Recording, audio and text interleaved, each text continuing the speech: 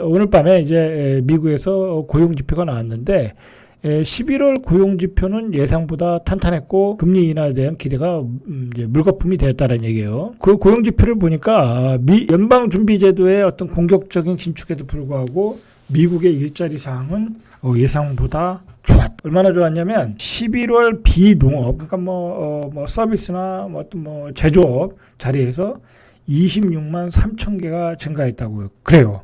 자, 이는 시장 전망치 20만 명보다 더 증가했다라는 거야. 그러니까 한 6만 3천 명 정도가 고용 인력이 모자랐다라는 거예요.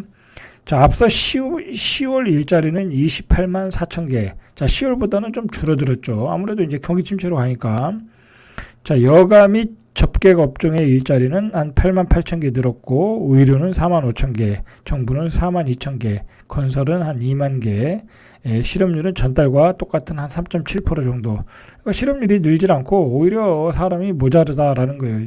자, 이제 물론 지금 이제 빅테크 기업들이 최근에 막 사람을 자르고 있잖아요. 자, 이제 이러면은 이제 일자리 전망치가 좀 줄어들겠죠. 다음 달에는. 미 상무부가 이를 공개한 10월 미국 개인 소비 지출 PCE 가격 지수가 전월 대비 한 6.0%, 9월이 6.2%니까 전월 대비보다는 떨어졌어요. 그래서 피크아웃을 기대를 했죠. 자, 변동성이 큰 식품과 에너지를 제외한 근원 PC 또한 전월 동월 대비 5.0%, 전월 대비 0.2%밖에 안 올랐는데 목표치 2%에 비교하면 여전히 높은 수준이라는 거예요. 그러니까 둔화세가 미비하다라는 거예요. 그래서 지금 이제 S&P 글로벌 보고서에 의하면 과거 CPI, PCE 상승률이 둔화됐다가 다시 가속화되는 사례도 있다라는 거예요. 그러니까 이게 앞으로 몇 개월 동안 이 둔화세가 미비하다라고 하면 다시 상승한다라고 하면 이제 주식시장은 다시 깨지는 거예요. 이제 그렇게 보셔야 돼. 그래서 둔화된다고 피크아웃 쳤다고 그냥 막연히 그렇게 생각하시면 안 돼요. 그걸 하락 추세로 보면 안 되고 어쩌면 조정 구간에 다시 재상승할 수 있다라는 것도 꼭 염두에 두시고 주식시장에 대응을 하셔야 돼요.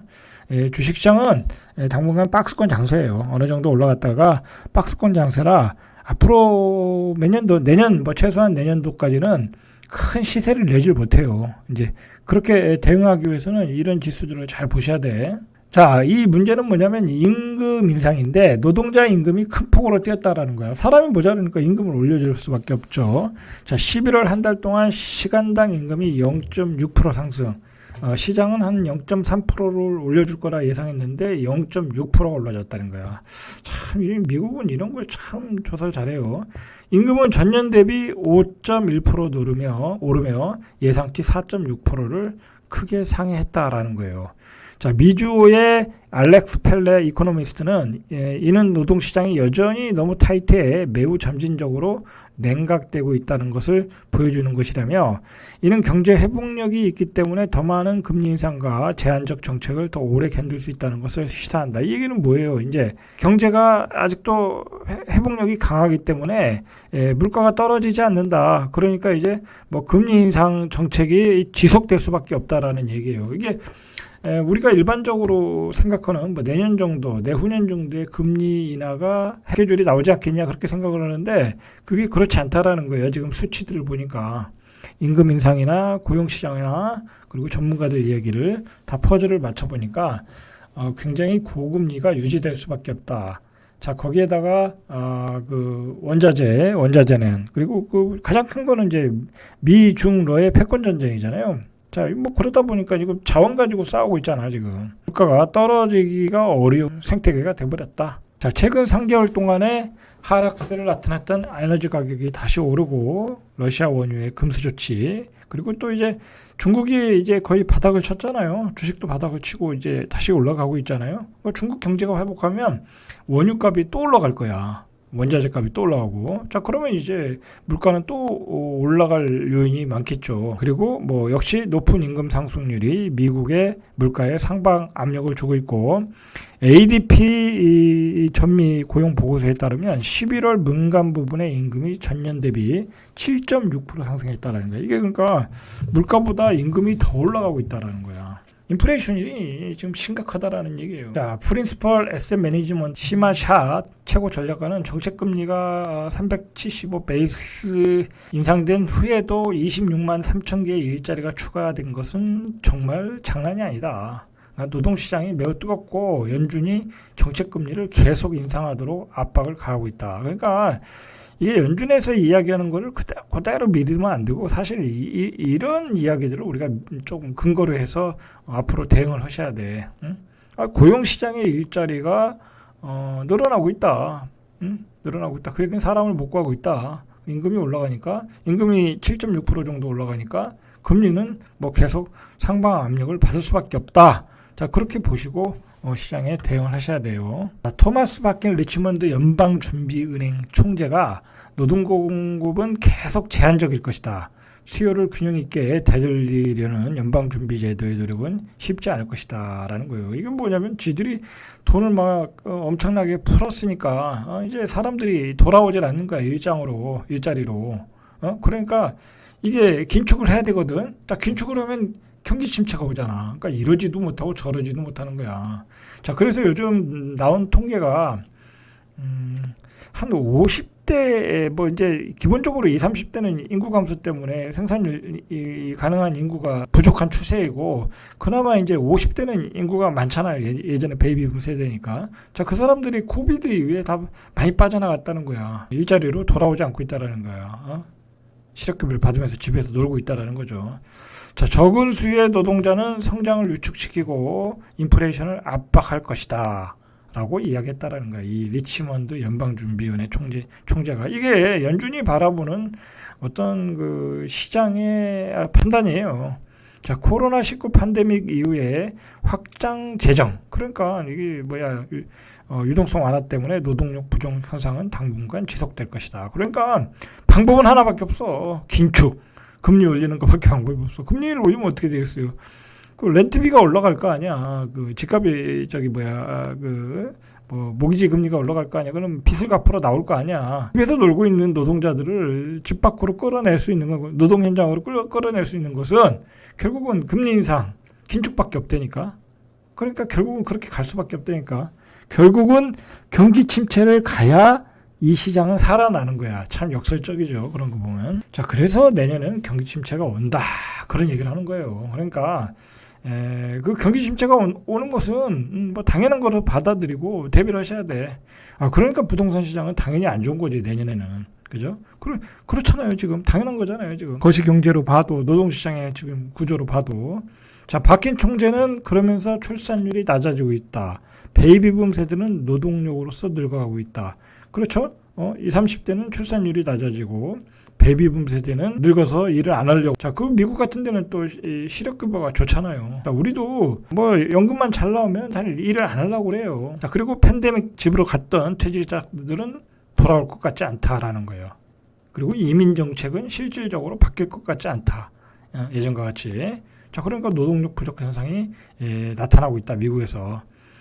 실업률은 3.7%로 예상률에 부합했지만 임금 상승률은 시장 예상치인 4.6%보다 전달의 4.9%보다도 높은 5.1%. 그러니까 이게 임금 인상률이 문제네. 5.1%가 나왔다라는 거야. 그러니까 시장이 올라가질 못하고 있는 거야. 지금 나스닥 시장도 계속 그 자리에서 맴돌고 있잖아요.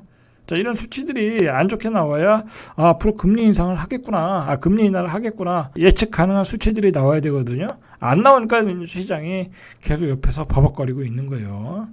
그러니까 이게 앞으로 주식시장도 크게 시세를 내기가 어려워. 이게 박스권에서 왔다 갔다 이렇게 하시는 분들이 조금씩 수익을 내지, 이제 중장기로 간다고 사놓으면 매우 지루한 구간이 전개될 가능성이 높다라는 거예요.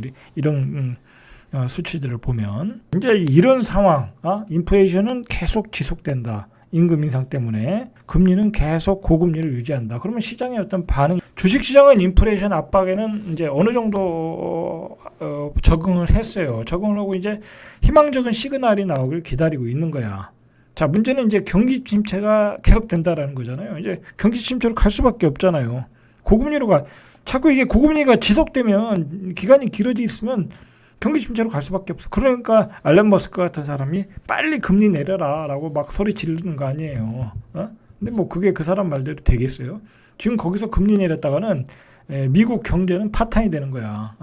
말 그대로 파탄. 세계 경제도 파탄. 고금리로 가야 되니까 또 금리를 올려야 되는 상황이 오니까 안 된다라는 거지. 자, 그러니까 경기 침체는 무조건 온다. 자, 얼마나 오느냐가 문제지. 자, 그리고 물가 폭등은 계속된다. 현재 고금리 상태가 유지되면. 자, 그렇게 되면 한계 기업은 무조건 속출한다.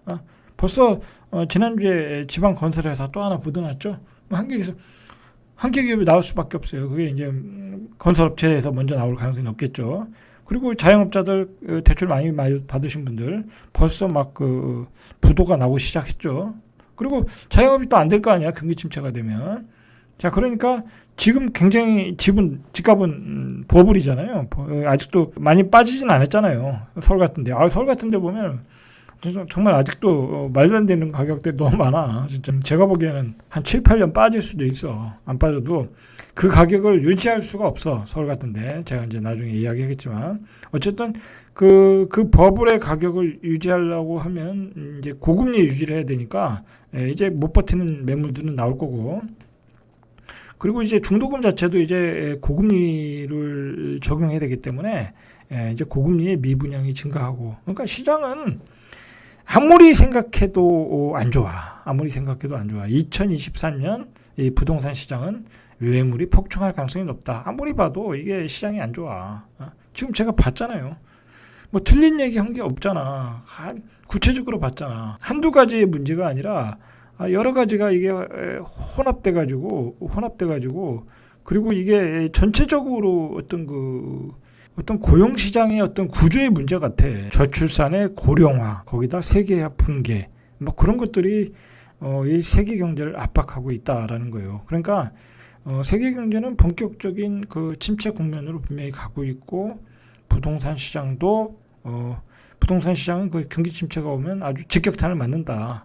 2023년은 아마도 대한민국에서 최악의 부동산 시장이 될 가능성이 높다. 자, 그렇게 보시고 항상 대응하시고, 빨리 물건을 팔으셔야 할 분들은 빨리 파시고, 대출이 많으신 분들은 빨리 정리하시는 게 좋아. 차라리 전세로 가려니까 대출을 줄이고 그게 나을 수 있다니까. 자, 오늘은 여기까지. 이상 절대값 TV의 명품 PD 한 PD였습니다.